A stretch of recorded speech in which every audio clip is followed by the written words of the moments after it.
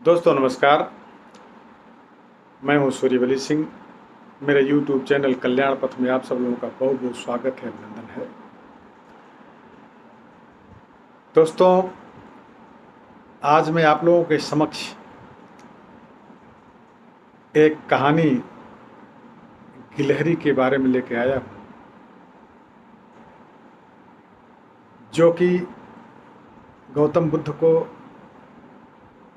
भी शिक्षा दी थी और उसकी शिक्षा के बाद बुद्ध को ज्ञान मिला था। यह कहानी जातक कथाओं में से ली गई है। कहानी इस तरह से है। भगवान बुद्ध आत्मज्ञान की खोज में तपस्या कर रहे थे। उनके मन में विभिन्न प्रकार के प्रश्न उभर रहे थे।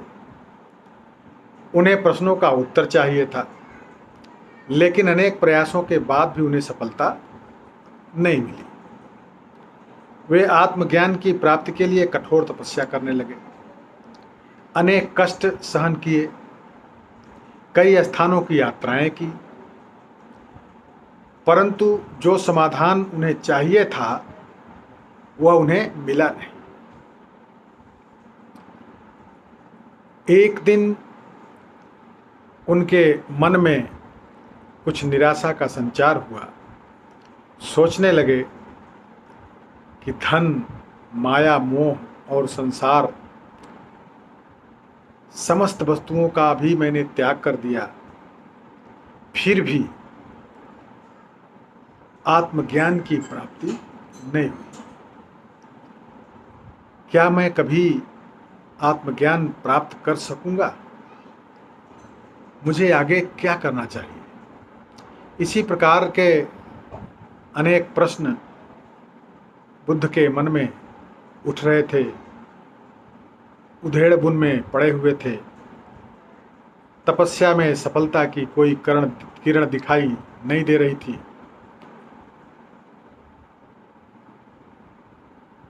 और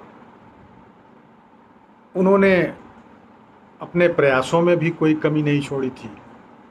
वे उदास मन से इन्हीं प्रश्नों के मंथन में लगे हुए थे कि इसी दौरान उन्हें प्यास लगी। वे अपने आसन से उठे और जल पीने के लिए सरोवर के पास गए। वहां उन्होंने एक अद्भुत दृश्य देखा। एक गिलहरी मुंह में कोई फल लिए सरोवर के पास आई। फल उससे छूटकर सरोवर में गिर गया। गिलहरी ने देखा फल पानी की गहराई में जा रहा है। गिलहरी ने पानी में छलांग लगा दी। उसने अपना शरीर पानी में भिगोया और बाहर आ गई। बाहर आकर उसने अपने शरीर पर लगा पानी झाड़ दिया हिला करके, और पुनः सरोवर में कूद गई। उसने यह क्रम जारी रखा। बुद्ध उसे देख रहे थे, लेकिन गिलहरी इस बात से अनजान थी। वह लगातार अपने काम में जुटी हुई थी। सरोवर में कूदती, शरीर को अपने पानी से भिगोती और बाहर आकर पानी हिला करके झाड़ देती और फिर सरोवर में कूद जाती। इस तरह से क्रम उसका जारी था। बुद्ध सोचने लगे कि यह कैसी गिलहरी है। सरोवर का जल यह कभी नहीं सुखा सकेगी, लेकिन इसमें इतनी हिम्मत है कि यह पूरी शक्ति लगाकर सरोवर को खाली करने में जुटी हुई है। अचानक बुद्ध के मन में एक विचार कौंध गया कि यह तो गिलहरी है, फिर भी अपने लक्ष्य को प्राप्त करने में जुटी हुई है। मैं तो मनुष्य हूं। आत्मज्ञान प्राप्त नहीं हुआ तो मन में निराशा के भाव आने लगे।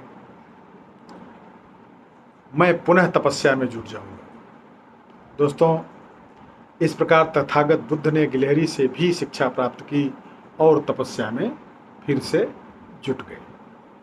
अंततोगत्वा एक दिन उन्हें आत्मज्ञान प्राप्त हो ही गया और वे तथागत बुद्ध हो गए। इसलिए दोस्तों, जब भी कभी कोई राह न सूझे, समस्या का समाधान न मिले,